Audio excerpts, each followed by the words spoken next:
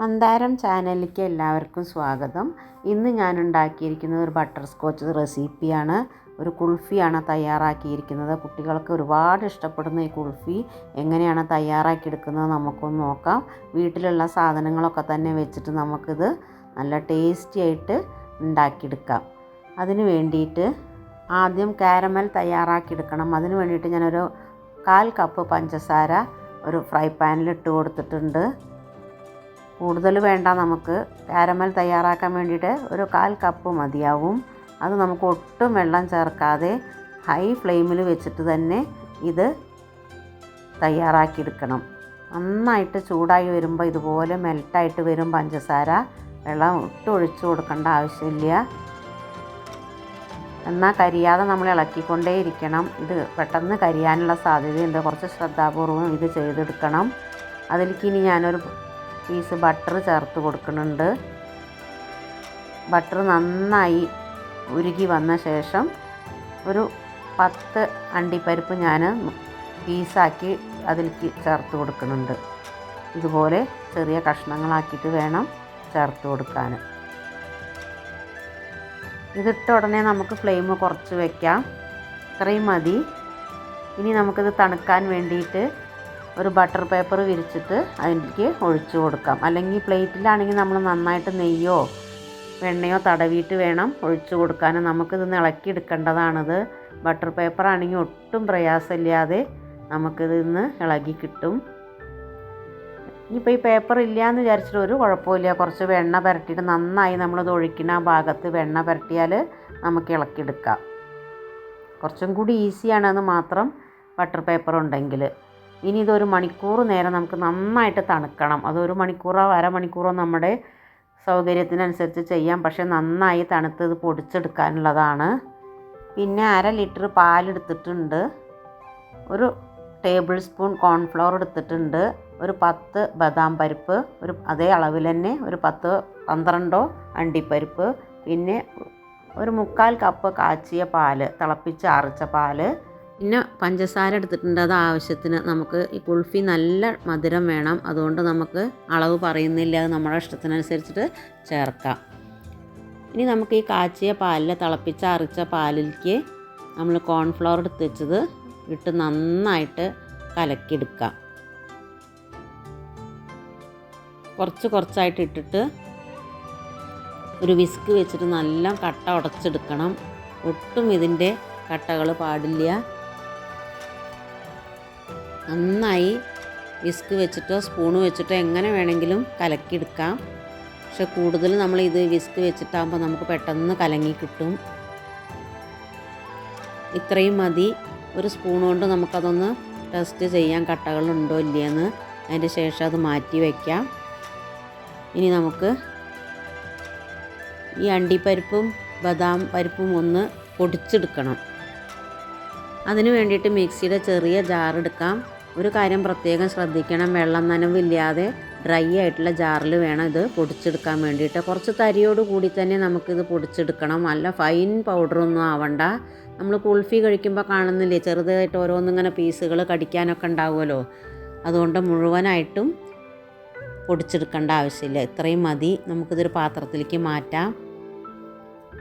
നമ്മുടെ കാരമൽ തണുക്കാൻ വേണ്ടിയിട്ട് വെച്ചിട്ടുണ്ടല്ലോ, അത് നന്നായി തണുത്തിട്ടുണ്ട്. അതിൻ്റെ ശേഷം അത് ചെറിയ കഷ്ണങ്ങളാക്കിയിട്ട് നമുക്ക് ഇതുപോലെ ഇളകി കിട്ടുന്നുണ്ടോ ബട്ടർ പേപ്പറിലിടുമ്പോൾ. നല്ല ചെറിയ കഷ്ണങ്ങളായിട്ട് എടുക്കണം. അല്ലെങ്കിൽ നമ്മുടെ മിക്സിയുടെ ജാറിൻ്റെ ബ്ലേഡൊക്കെ പൊട്ടിപ്പോവും. കാരണം ഇത് ഭയങ്കര ഹാർഡാണ്. പഞ്ചസാര ലായനി കട്ട് ചെയ്തല്ലേ, അതുകൊണ്ട് ഭയങ്കര ഹാർഡാണിത്. അതുകൊണ്ട് ശ്രദ്ധിച്ചിട്ട് വേണം പൊടിച്ചെടുക്കാൻ വേണ്ടിയിട്ട്. പരമാവധി ഇത് ചെറിയ പീസാക്കാനായിട്ട് ശ്രമിക്കണം. ഇനി അതും കൂടി ഞാൻ അതേ ജാറിൽ തന്നെയാണ് ഇതും പൊടിച്ചെടുക്കുന്നത്.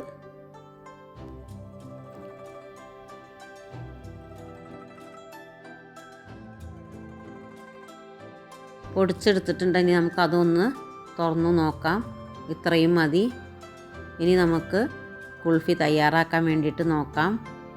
അതിനായിട്ട് ഒരു പാത്രം അടുപ്പത്ത് വെച്ചിട്ട് നമ്മൾ 1/2 ലിറ്റർ പാലെടുത്ത് വെച്ചിട്ടുണ്ടല്ലോ, അത് നന്നായിട്ട് വെട്ടി തിളയ്ക്കട്ടെ. നന്നായി തിളച്ച് പൊങ്ങണം. അത് നമുക്ക് ഇളക്കി കൊടുത്തുകൊണ്ടിരിക്കണം. തിളയ്ക്കുമ്പോൾ അടുക്കി പിടിക്കരുത്. അടുക്കി പിടിച്ചിട്ടുണ്ടെങ്കിൽ കരിയുടെ ടേസ്റ്റ് വരും, അടുക്കി പിടിച്ചതിൻ്റെ ചുവ വരും. അതുകൊണ്ട് അടിയിൽ പിടിക്കാതെ നമ്മളത് ഇളക്കിക്കൊണ്ടിരിക്കണം. ഒഴിച്ചു കൊടുത്തിട്ടുള്ള പാല് ഏകദേശം തിളച്ച് വരുന്നുണ്ട്. ഇനി നമ്മൾ കലക്കിയിട്ട് മാറ്റി വെച്ചിട്ടുണ്ടല്ലോ, കോൺഫ്ലവർ കലക്കി വെച്ചിട്ടില്ലേ, അത് ഇതിലേക്ക് ഒഴിച്ചു കൊടുക്കാം. ഒഴിക്കണ സമയത്ത് നമ്മളത് കട്ട ഉണ്ടോയെന്ന് ഒന്നും കൂടി ഉറപ്പ് വരുത്തണം. മുഴുവനായിട്ടും അതിലേക്ക് അലിഞ്ഞതിൻ്റെ ശേഷം വേണം നമ്മൾ ഈ തിളച്ച പാലിലേക്ക് അത് ഒഴിച്ചു കൊടുക്കാൻ. അതുകൊണ്ട് നമ്മൾ ഇളക്കിയിട്ട് വേണം പാലിലേക്ക് അത് ഒഴിക്കാൻ. തിളച്ച് പൊങ്ങിയ സമയത്ത് നമുക്കിത് കുറച്ച് വെക്കണം. കാരണം ഈ കോൺഫ്ലവർ ഈ പാലിൽ ചേർന്ന് കഴിഞ്ഞാൽ പെട്ടെന്ന് കട്ടിയാവും. അതുകൊണ്ട് തീയിൻ്റെ കാര്യത്തിൽ നമ്മൾ ഫ്ലെയിമിൻ്റെ കാര്യത്തിൽ വളരെ ശ്രദ്ധിക്കണം. ഒന്ന് കുറച്ച് വെച്ചിട്ട് വേണം ഇത് ഒഴിച്ചു കൊടുക്കാൻ. കണ്ടോ, ഏകദേശം ഇതുപോലെ കട്ടിയായിട്ട് വരുന്നുണ്ട്. എല്ലാം കൂടി നന്നായിട്ട് തിളച്ച് കിട്ടിയിട്ടുണ്ട്. ആ സമയത്ത് ഒരു 1/4 ഭാഗം തിളച്ച ശേഷം നമുക്കിതിൽ പഞ്ചസാര ചേർത്ത് കൊടുക്കാം. പഞ്ചസാരയുടെ അളവ് നമ്മുടെ ഇഷ്ടത്തിന് ചേർത്താൽ മതി. മധുരം വേണം, അത് പ്രത്യേകം ശ്രദ്ധിക്കണം. ഞാനിപ്പോൾ എടുത്തതിൽ ഒരു 1/4 ഭാഗത്തോളം ഇതിലേക്ക് ചേർത്ത് കൊടുക്കുന്നുണ്ട്. നമ്മൾ ചെക്ക് ചെയ്ത് നോക്കുമ്പോൾ നമുക്ക് മധുരം കുറവാണെന്ന് തോന്നുകയാണെങ്കിൽ വീണ്ടും ചേർത്ത് കൊടുക്കാം. ഏകദേശം ആ പഞ്ചസാര അലിഞ്ഞ് കിട്ടിയാൽ ഈ സമയത്ത് നമ്മൾ വിസ്ക് വെച്ചിട്ട് തന്നെ ഇളക്കി കൊടുത്താൽ മതി. അല്ലെങ്കിൽ നമുക്കത് അടിയിൽ പിടിക്കാനുള്ള സാധ്യത ഞാൻ പറഞ്ഞില്ലേ കൂടുതലാണ്. ഇനി നമുക്കൊരു 1/2 ടീസ്പൂൺ ഏലക്കാപ്പൊടി ചേർത്ത് കൊടുത്തിട്ടുണ്ട്. അത് നമ്മുടെ ഈ കുൾഫിക്ക് ഒരു ടേസ്റ്റിന് വേണ്ടിയിട്ടാണ്. ഇതില്ലെങ്കിൽ ചേർക്കണം എന്നൊരു നിർബന്ധവും ഇല്ല. ഞാനിപ്പോൾ ഉള്ളതുകൊണ്ട് ചേർത്ത് കൊടുത്തു. ഇനി നമ്മൾ ബദാമും അണ്ടിപ്പരിപ്പും കൂടി പൊടിച്ച് വെച്ചതും കൂടി ചേർത്ത് നന്നായി മിക്സ് ചെയ്യാം. ഈ സമയത്തൊക്കെ നമ്മൾ ഫ്ലെയിം കുറച്ച് വെക്കണം, കൂട്ടിയിട്ട് ഒട്ടും വെക്കരുത്. അത് അതിലും എല്ലാം തിളച്ച് വരുന്ന സമയത്ത് തന്നെ ചേർത്ത് കൊടുക്കണം, തിള നിൽക്കുന്നതിൻ്റെ മുന്നേ ആയിട്ട്. ഇനി നന്നായിട്ട് ഇത് യോജിപ്പായ ശേഷം നമുക്കിത് ഓഫ് ചെയ്യാം. ഓഫ് ചെയ്ത ശേഷമാണ് നമ്മൾ കാരമൽ ഇതിലേക്ക് ചേർത്ത് കൊടുക്കേണ്ടത്, പൊടിച്ച് വെച്ചത്. അതും ചേർത്ത് കൊടുത്തു. ഇനി ഇളക്കി മിക്സ് ചെയ്ത് ഒരു 2 മണിക്കൂറോളം ഇത് തണുക്കാനായിട്ട് വെക്കണം. കാരണം നന്നായി തണുത്ത ശേഷമാണ് നമ്മളിത് മോൾഡിലേക്ക് ഒഴിച്ചു കൊടുക്കേണ്ടത്. മോൾഡ് ഇല്ലാത്തവർ ഞാൻ പറഞ്ഞില്ലേ, നമ്മുടെ അടുത്തുള്ള പാത്രം ഏതാണോ അതിലേക്ക് ഒഴിച്ചു കൊടുത്താൽ മതി. ഗ്ലാസിൻ്റെ ടൈപ്പ് ആയാലും മതി. ഇപ്പോൾ ഒരു 2 മണിക്കൂറിന് ശേഷം കണ്ടോ ഇതിൻ്റെ കളറ് ചേഞ്ചായി വന്നിട്ടുണ്ട്. അതുപോലെ ഇതുപോലെ തണുത്ത് കിട്ടിയിട്ടുണ്ട്. ഇനി ഞാനിതിൽ ഞാൻ പറഞ്ഞ ഡിസ്പോസിബിൾ ഗ്ലാസ് വെച്ചിട്ടാണിത് തയ്യാറാക്കിയിരിക്കുന്നത്. അത് അടിയിൽ കുറച്ച് വണ്ണമൊക്കെ ഉള്ളതുകൊണ്ട് നമുക്ക് ഷേപ്പ് ശരിക്കും ആ കുൾഫിയുടെ നീളൻ ഭാഗമായിട്ട് കിട്ടില്ല. നമ്മുടെ അടുത്ത് ഉണ്ടെങ്കിൽ അത് ഉപയോഗിക്കാം, വാങ്ങിയിട്ട് ഉപയോഗിക്കാം.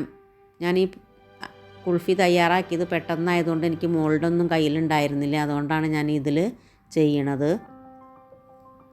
ഒരു 1/4 ഭാഗം ഒഴിച്ചു കൊടുത്താൽ മതി. ഇനിയിപ്പോൾ നീളമുള്ള ഗ്ലാസ് നമ്മളുടെ അടുത്തുണ്ടെങ്കിൽ അതായാലും മതി. ഇനി ഇത് അലുമിനിയം ഫോയിൽ പേപ്പർ ഞാൻ ആ പാകത്തിന് കട്ട് ചെയ്തെടുത്തതാണ്, ആ ഗ്ലാസിൻ്റെ വലുപ്പത്തിന്. അതുകൊണ്ട് ഇത് 4ഉം കവർ ചെയ്യണം. ഇതുപോലെ ഇങ്ങനെ കവർ ചെയ്ത ശേഷം ആണ് നമ്മളിതിനകത്ത് സ്റ്റിക്ക് വെച്ച് കൊടുക്കേണ്ടത്. ഇതേ വലുപ്പത്തിൽ 8 എണ്ണമാണ് എനിക്ക് 1/2 ലിറ്റർ പാലിൽ നിന്നും കിട്ടിയത്. അത് നമ്മൾ വലുപ്പത്തിനനുസരിച്ചിട്ട് ഏറ്റക്കുറച്ചിലുകളൊക്കെ ഉണ്ടാവും. ടൈറ്റായിട്ട് വേണം നമ്മളിത് കവർ ചെയ്യാൻ. ഇനി നമുക്കൊരു കത്തി വെച്ചിട്ട് നമ്മൾ ഈ സ്റ്റിക്കിൻ്റെ പാകത്തിന് അത് കട്ട് ചെയ്യാം. എന്നിട്ട് അതിലേക്ക് ഇറക്കി കൊടുക്കാം. പിടിക്കാനുള്ള വലിപ്പം മാത്രം മതി, ബാക്കിയൊക്കെ അതിനകത്തേക്ക് ഇറക്കി കൊടുക്കണം. അതിന് ശേഷം അത് ഫ്രിഡ്ജിൻ്റെ ഫ്രീസറിൽ ഒരു 8-9 മണിക്കൂർ നേരം ഫ്രീസ് ചെയ്തെടുക്കണം. ഇതുപോലെ ഞാൻ 4 എണ്ണമാണ് വെച്ചത്. അത് ഞാൻ കാണിക്കാം. 8 മണിക്കൂറിന് ശേഷം നമുക്കതൊരു 1/2 മണിക്കൂർ നേരം പുറത്തേക്ക് വെക്കാം. 1/2 മണിക്കൂർ ഒരു 20 മിനിറ്റോളം മതി. എന്നാലാണ് നമുക്കിത് പെട്ടെന്ന് ആ ഫോയിൽ പേപ്പർ മാറ്റി ഇതുപോലെ ആ സ്റ്റിക്ക് പിടിച്ചൊന്ന് തിരിച്ചു കൊടുക്കുകയാണെങ്കിൽ നമുക്കത് ഇളകി കിട്ടും. യാതൊരു പ്രയാസവും ഇല്ല. ഇനി മോൾഡിലായാലും ഇതേ മെത്തേഡ് തന്നെ ചെയ്താൽ മതി. നമുക്കതില്ലാത്തതുകൊണ്ടാണ് ഞാനിപ്പോൾ ഇതിങ്ങനെ ചെയ്തത്. നല്ല ടേസ്റ്റി ആയിട്ടുള്ള കുൾഫി തയ്യാറായി. എല്ലാവരും ഒന്ന് ട്രൈ ചെയ്ത് നോക്കണം. എൻ്റെ ഈ വീഡിയോ നിങ്ങൾക്കൊക്കെ ഇഷ്ടപ്പെട്ടു എന്ന് വിചാരിക്കുന്നു. ഇഷ്ടപ്പെട്ടാൽ ലൈക്ക് ചെയ്യാനും ഷെയർ ചെയ്യാനും, ഞാൻ എപ്പോഴും പറയുന്ന പോലെ എൻ്റെ വീഡിയോ സബ്സ്ക്രൈബ് ചെയ്യാതെ കാണുന്നവരൊന്ന് സബ്സ്ക്രൈബും കൂടി ചെയ്തേക്കണം. ഇനി ഞാൻ മറ്റൊരു വീഡിയോ ആയിട്ട് വരാം.